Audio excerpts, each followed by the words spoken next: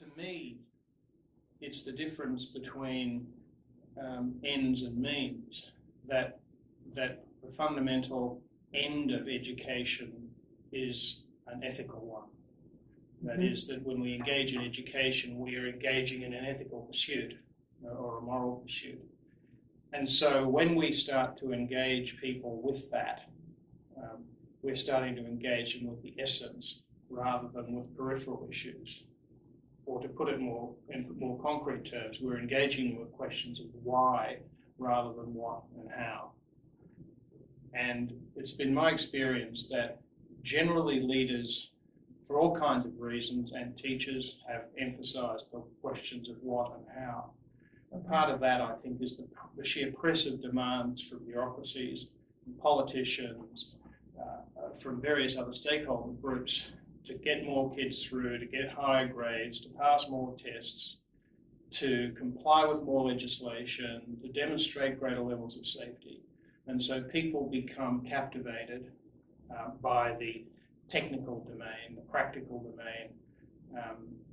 Moberg talks about frames and blind spots. And so what happens is we adopt a very practical frame, that is just ticking off the jobs. And in my thinking, a real challenge for the leader is to get their own head out of the practical frame. I'm not saying you can leave it to one side, but you've got to ask yourself, why am I doing this? Why are we engaged with this? What's the most important thing? And ultimately, it's got to be about the lives of the kids. It's got to be about the difference that we make in schools. It's got to be about both now and the future. And it's not about getting that piece of paper completed. And to the extent that those kinds of activities run counter to the best interests of the students, then we have to ask our question, why are we doing it? So in the work of a leader, they have to become ethically sensitive themselves. They have to stop and take the time and say, what's the ethical dimension of this? And that's the same as the challenge for every educator. The additional challenge for the leader is that it's their job, I believe, to create a culture within which it's expected that everyone become ethically sensitive.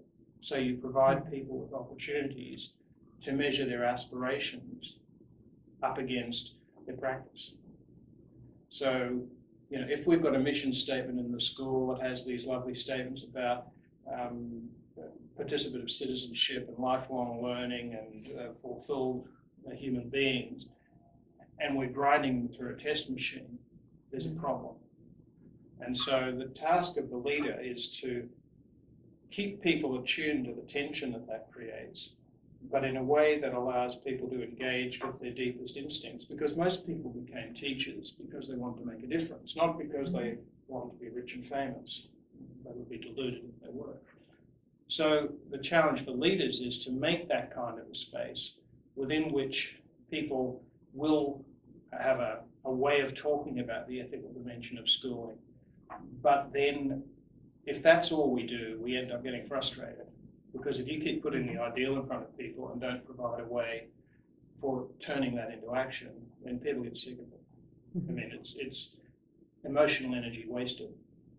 So the really skilled work is, how do we take the ethical press, if you like, once we've surfaced the gap, and turn it into action?